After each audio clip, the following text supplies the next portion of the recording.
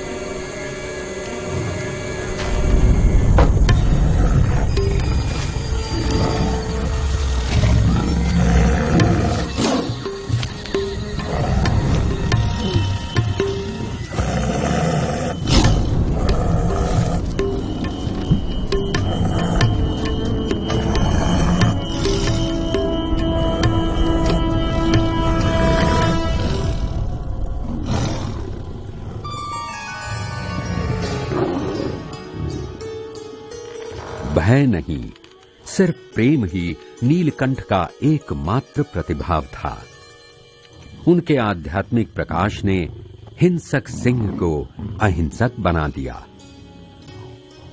नीलकंठ भीतर से शांत थे, इसलिए बाहर भी उनके आसपास शांति व्याप्त हो जाती थी।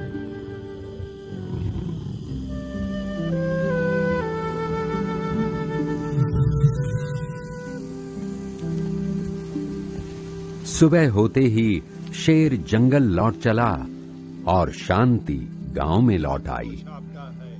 ग्रामवासियों ने नीलकंठ को श्रीपुर में ही रहने के लिए प्रार्थना की। नीलकंठ ने समझाया कि रोजाना जिंदगी के छोटे मोटे डर हों या मौत का डर, उससे मुक्त होने के लिए आत्मशक्ति की जरूरत है। ओ माय गॉड, ये तो वही बात कह रहे हैं जो हमारा जो जिस चीज पर हमारा टॉपिक चल रहा है।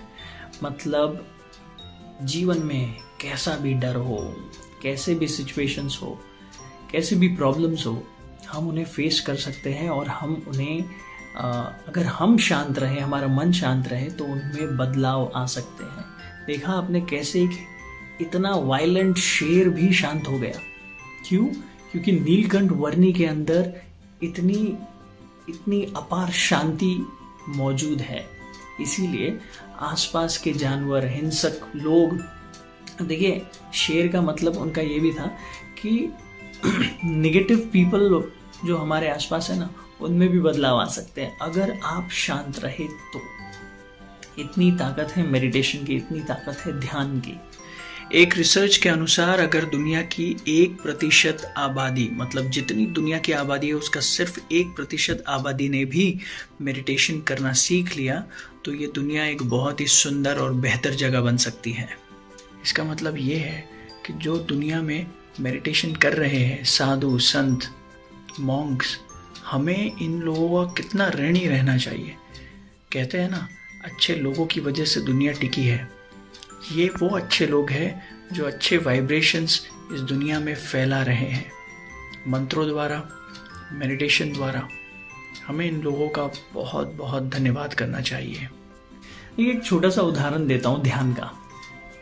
मुझे याद है जब मैं छोटा था, आप लोगों ने भी इस बात को कई बार अनुभव किया होगा कि मैं कोई चीज़ बहुत पढ़ कर गया हूँ बहुत ध्यान लगा के पढ़ाई कर रहा हूँ। मैं पढ़ाई करने के बाद मैं एग्ज़ाम में जाता हूँ। एग्ज़ाम में बड़े एक्साइटेड हूँ मैं कि वो आंसर आएगा, वो क्वेश्चन आएगा, तो मैं वो आंसर बहुत ही आसानी से लिख दूंगा।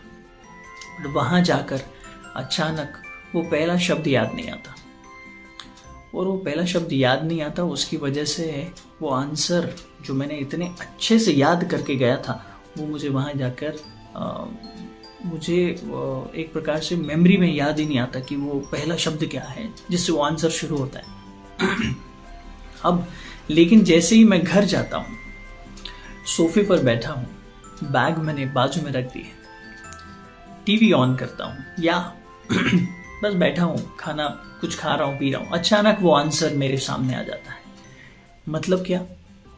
जब मैं एग्ज़ाम हॉल में था तब मैं बहुत एंजाइटी में था, तब मैं बहुत टेंशन में था, टाइम का प्रेशर था, राइट। लेकिन जैसे ही मैं घर आता हूँ, मैं रिलैक्स होता हूँ, शांत होता हूँ, और अचानक वो आंसर मेरे सामने आ जाता है।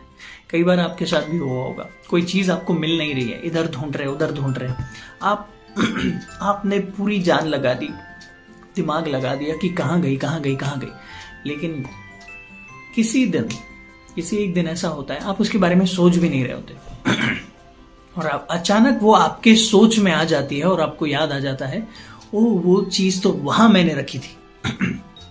कहने का मतलब ये है दोस्तों कि अगर हम शांत रहे तो हमें जो चाहिए वो मिल सकता है। इसीलिए देखिए हमारे कई श्लोकों में शांति शांति शांति ये कहा गया है। आप जानते हैं कि हमारे मन का एक स्वभाव है। मन का स्वभाव क्या है? चंचलता।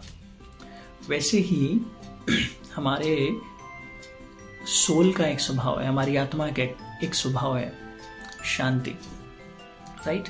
कोई चले जाते हैं तो बोलते हैं ना उनके आत्मा को शांति मिले। एक्चुअली वो मरने के बाद शांति मिलना ज़रूरी नहीं है, वो जब जिंदा है तब भी शांति मिलना ज़रूरी है।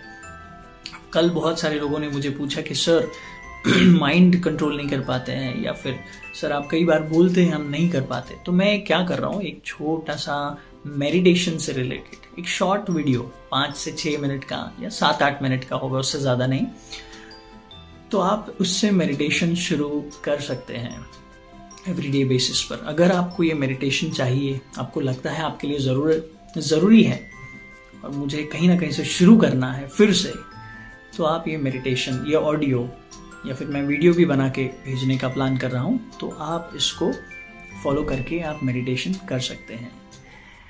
Thank you very much. Hope आपने इस वीडियो से कुछ सीखा और मेडिटेशन करना आप शुरू करेंगे। हमारे NRP MRP सेशंस को ज्वाइन कीजिए भाई और बहनों, बहुत इम्पॉर्टेंट है और बहुत सुंदर रिजल्ट्स आते हैं। हरे कृष्णा।